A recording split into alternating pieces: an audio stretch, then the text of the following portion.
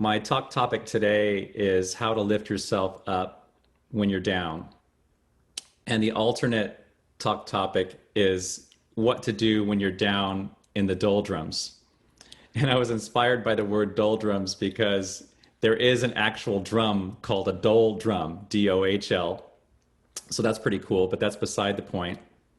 The definition of doldrums as we know it is when you're just in a funky mood, when you're down, when you're depressed, when you're in a stagnant state. And doldrums originally referred to an area near the equator where there wasn't a lot of wind, and sailing ships would get stranded there and still do, sometimes for days at a time, because they're waiting for enough wind to pass through this area. And while they're in this area where there's no wind behind their sails, it often gets very rainy and thunderstorms happen. Everything is coming down upon them and they're stuck in the doldrums. Okay, so that's where that saying came from. So today I'm going to talk about ways to get unstuck. And no matter what your situation, you have these moments when you're down.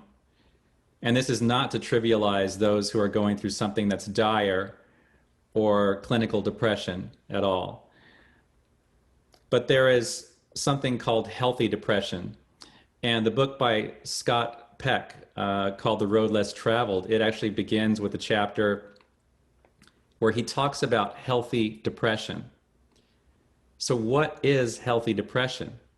He defines it as depression which is there as an indicator saying, hey, you need to resolve something. You need to work past something, or you're in a situation that you need to get out of. So it's an indicator for you to get up off your butt and move to the next realm so you can not be in this state anymore. So it's a friend to you. And you know, Myrtle Fillmore says life is a school. So this is one of these elements where depression is one of the classes of the school. It can be. And so your job is in those moments to get still, to listen. You know, sometimes it may happen here in the middle of service when we go from prayer into meditation. That's a perfect opportunity to get still and things come up for you.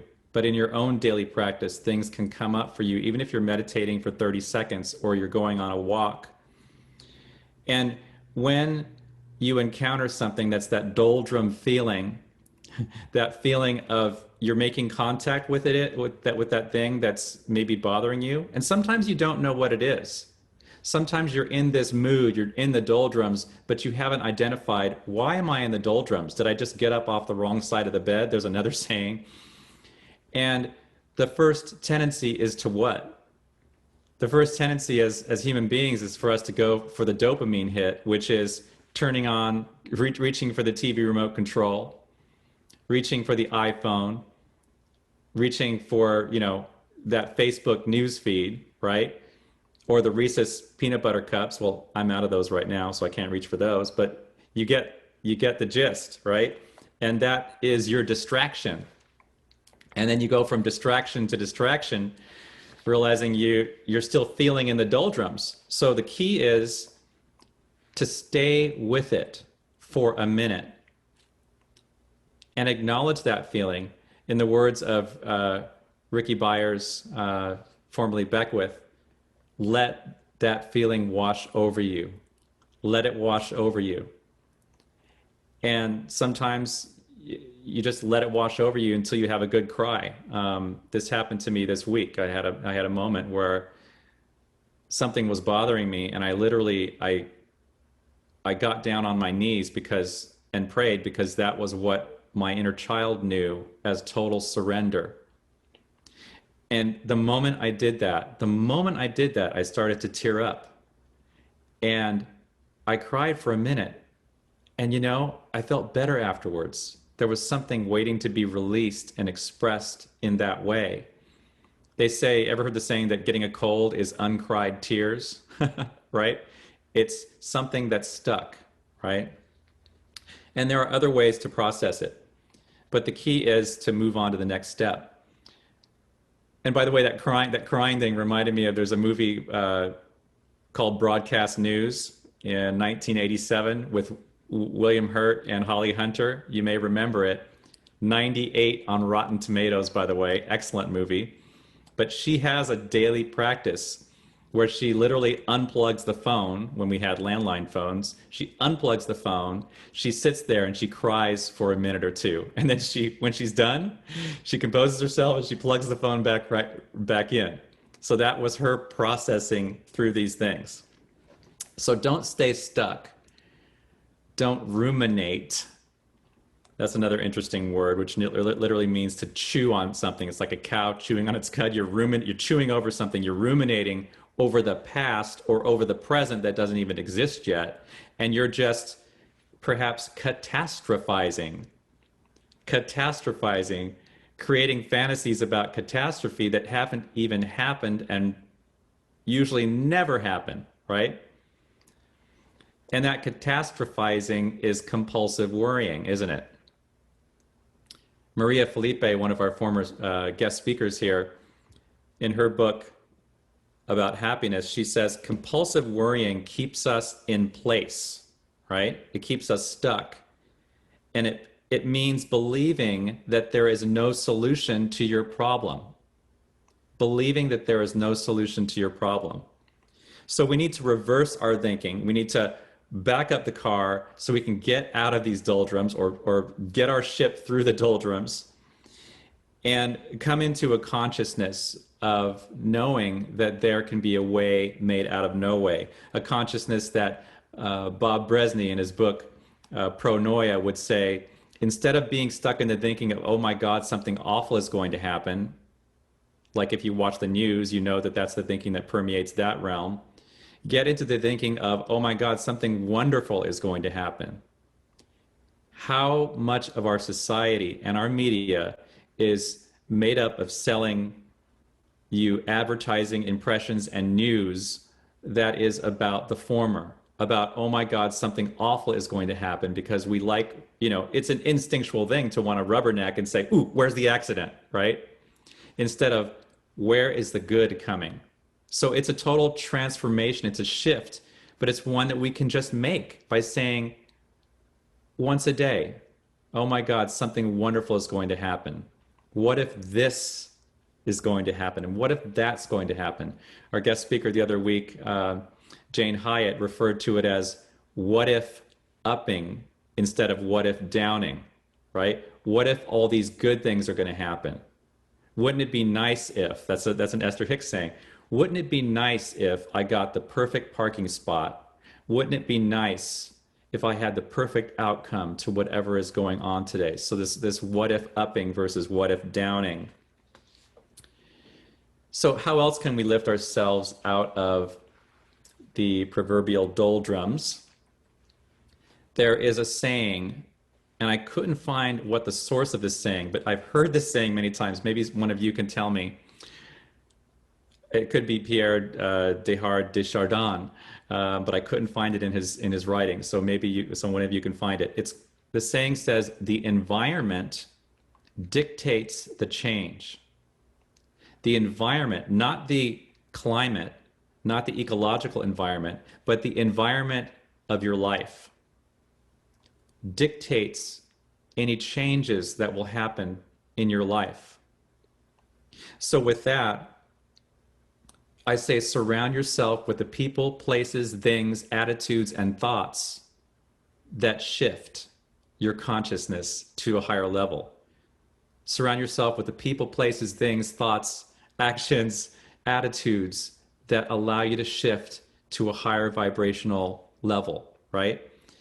And focusing on one of those, the people. Here's an interesting question. Who are the 5 people that you communicate with the most every week? The question used to be, who are the 5 people that you spend the most time with? But since we're in this new realm, who are the 5 people that you communicate the most with every week? Just stop a moment to think about them.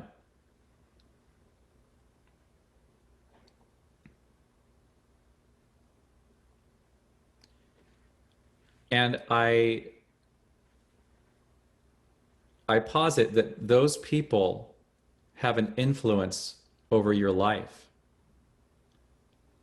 And your attitudes about those people have an influence over your life. Do those people lift you up? Do they bring you down? But think about it this way. If you have the mindset of, well, they lift me up, they bring me down, then you're going to be looking for a list of, oh, I need a new 5 people, right? That's not realistic, and that's not probably what most of us want. It's what is our attitudes towards these 5 key relationships that we can control? Because we can't control how others are being. We know that that's crazy. We can't control them, but we can control our part of the relationship in our attitudes and maybe our gratitude about, wow, when I was thinking about the 5 people in my life, I realized that my boss, she was one of those 5 people that I spend the most time with every week. And I realized that our conversations are really uplifting, and we spent a lot of time talking about personal things. And I realized how grateful am I for her as a boss, first of all, but also as a friend.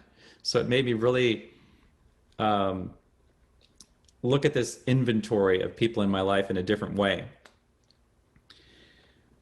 So the next step in terms of lifting yourself out of the doldrums is focusing on what I call the basic building blocks of mood. The basic building blocks of mood. And Michael Beckwith might have referred to this as the life structures, changing the life structures and stabilizing those. But there are many building blocks of mood, and I'm going to hit you with this question. It's actually a quote from a book about the building blocks of mood. Scientists have discovered a revolutionary new treatment that makes you live longer. It enhances your memory. It makes you more creative. It makes you look more attractive.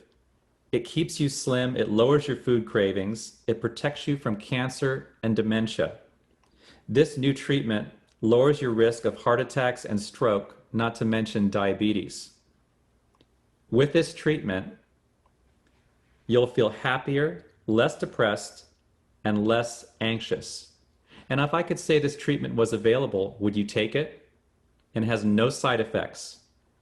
No side effects. And it's free. Would you take it? I would. Because it's not a new treatment at all. This is the author's way of introducing the latest research on sleep. This is sleep. And it is a foundational life structure. And if you're interested in reading more on that, it's the book called Why We Sleep by Matthew Walker. And when I took the online course at Yale about happiness, they said that sleep was one of the key behaviors that we needed to think about, because sleep actually cleans your brain of toxic chemicals or waste chemicals from the day's processes, but it actually allows your brain and your body to produce new chemicals called neurotransmitters that are just instruments. They're energetic instruments of mood, right? If you don't have those and you stay up all night, you feel in the doldrums, regardless of your life situation. So that author, Matthew Walker, has an interesting quote too. He says this about sleep: the best bridge between despair and hope is a good night's sleep. The best bridge between despair and hope is a good night's sleep. So once again, thinking about sleep it's like a drug. It's almost like a drug that keeps you healthy, and the way you take it is you sleep. Exercise can be viewed as this drug. It changes your neurochemistry. Food can be viewed as a drug. There are entire books written on this theory, changing your neurochemistry.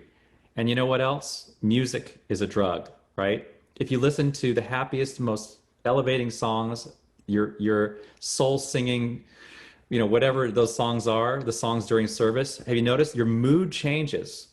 And when your mood changes, your neurochemistry is changing. And I believe we're just tapping on the beginnings of what that is. So one of the things you can do is create a playlist for yourself. That is your possibilities playlist. That is your mood elevating playlist. That is your anti-doldrum playlist. And my playlist has about 7 songs on it that I play over and over and over and over again. That's, you know, that's just me. But what would be on your playlist? So finally, I like to close with a few spiritual practices. Now, these are all spiritual practices because everything is spirituality. Taking care of yourself is spirituality. But these 4 spiritual practices in particular I want to call out, and they're all very easy. So the first one that you may want to consider is a daily gratitude practice. And that can be as simple as in the morning, in the night, or both. Whether you have a journal or not. If you have trouble falling asleep, this is an excellent process because it's said that gratitude is the quickest way to change consciousness. The next time you can't sleep, try to think about 25 things that you're grateful for. And I guarantee you, you're going to be a lot better towards being able to sleep. It works for me. And the other thing about gratitude is things that go against gratitude are watching the news before you sleep, right? So be careful what you feed your brain. You would rather feed your brain gratitude than catastrophe, right? The next one is pray for one other person once a day. And this comes from Emma Curtis Hopkins, who is one of the most influential early thinkers of New Thought, said the quickest way for you to get your healing energy going is to praise everything and everyone in your mind. That's so wonderful. So that extends to not only praising one other person, not only praying for one other person, but maybe letting one person off of the hook. Maybe forgiving one person. Then I turned around and asked myself, do I harbor any non-forgiveness for myself? Unforgiveness for myself? Is there an area where I can let myself off the hook for something that I've said or done, no matter how long ago it was? Am I carrying something that I can let go? So the last spiritual practice is quite simple, and it's to ask and affirm. And it goes in line with what we believe in here at Unity, and that's affirmative prayer. And it can be as simple as a statement like, I am ready for more joy to come into my life than ever before. I am willing for the possibility that this problem will resolve. I am open to receiving more health than I ever imagined. See this possibility thinking? It doesn't even have to start with, I am whole, I am happy, I am blissful. You can just open the door by saying, I invite these things in. I invite profound grace to come into my life right now and for everyone in this room. So whatever your way of getting out of the doldrums, just know that the sun will come up tomorrow and that your ship will find its way out of the windless state of the doldrums. They always do.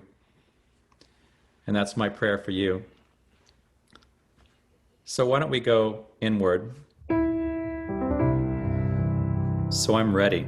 And I'm willing to move into this state of grace and miracles. Realizing that something wonderful is about to happen in this moment, and in the next moment, and in the next, as blessings are headed my way. I'm ready to receive more and more each and every day as I step into the realm of grace. Step into the realm of trusting and awareness with open arms and an open heart. I trust that the answers I seek are seeking me. Those things that make my soul sing are seeking me. I'm so excited that it's true. I'm surrounded with the things that lift me up each and every day, and becoming more and more aware of the gifts that are here already. So I count the blessings of my life, and I'm so grateful. And so it is.